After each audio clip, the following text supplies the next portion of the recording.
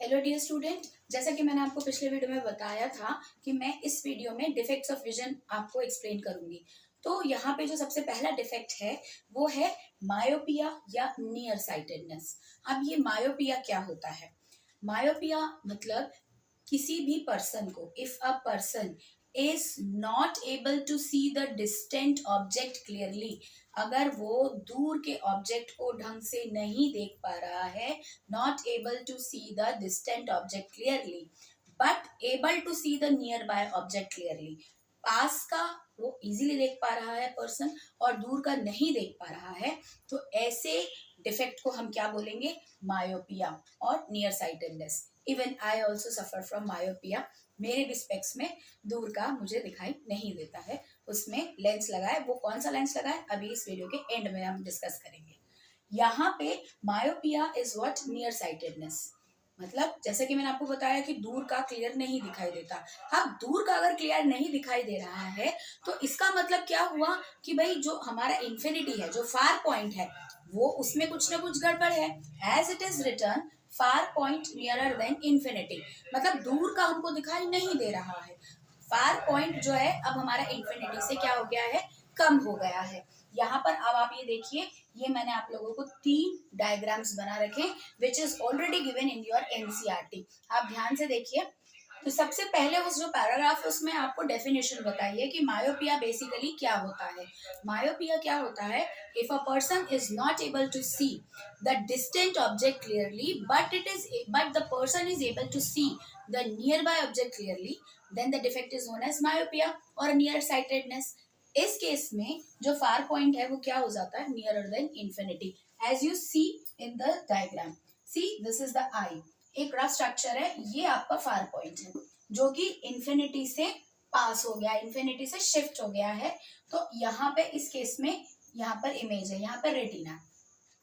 अब क्योंकि far point shift हो गया है तो जो इमेज है वो रेटिना पे ना बनकर कहाँ बनेगी? रेटिना से पहले बनेगी।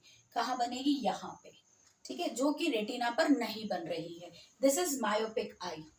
The image is not formed on retina, it is formed retina से पहले बनती है, रेटिना से पहले बनेगी। अब इस डिफेक्ट को अगर हमें करेक्ट करना है तो हमें कौन सा लेंस यूज करना होगा? Concave lens. कौन सा लेंस यूज करना होगा? Concave lens. तो जब हम कॉनकेव लेंस को अप्लाई करते हैं तो यहाँ पर आप देख रहे हैं जो फार पॉइंट है, फार पॉइंट यहाँ आ जाएगा। तो हमारी जो इमेज है वो क्या बन जाएगी? कहाँ बन जाएगी? रेटिना पर बन जाएगी। So this is what correction for myopic eye.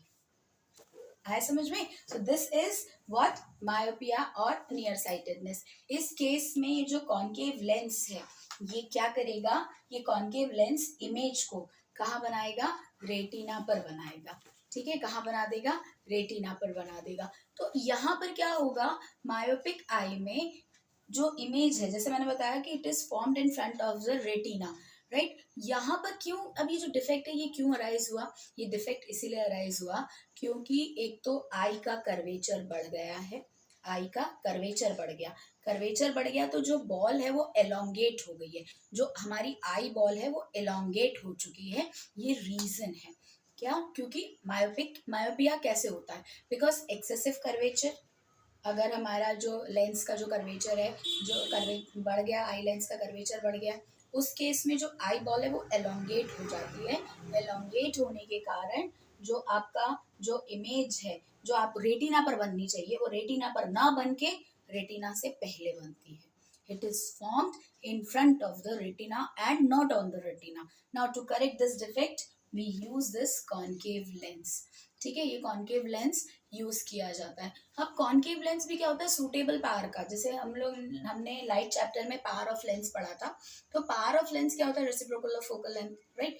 तो एक सूटेबल पावर, किसी भी कॉनकेव लेंस एक सूटेबल पावर, जैसे हमने देखा है ना -2.5 -1, ये सब इसकी पावर होती है। तो एक सूटेबल पावर का जब कॉनकेव लेंस यूज करते हैं तो वो वापस इमेज को कहाँ पहुंचाता है? रेटिना पर, और जो डिफेक्ट है उसको करेक्ट किया जाता है। नेक्स्ट वीडियो में मैं आप लोगों को हाइपरमेट्रोपिया के बारे में बताऊंगी। हाइपरमेट्रोपिया क्या होता है? इसका जस्ट ऑपोजिट होता है। ठीक है, तो मैं नेक्स्ट वीडियो में आप लोगों को हाइपरमेट्रोपिया बताऊंगी। तब तक के लिए वीडियो को लाइक करिए, चैनल को सब्सक्राइब करिए और शेयर करिए और अपना ध्यान रखिए। Bye bye.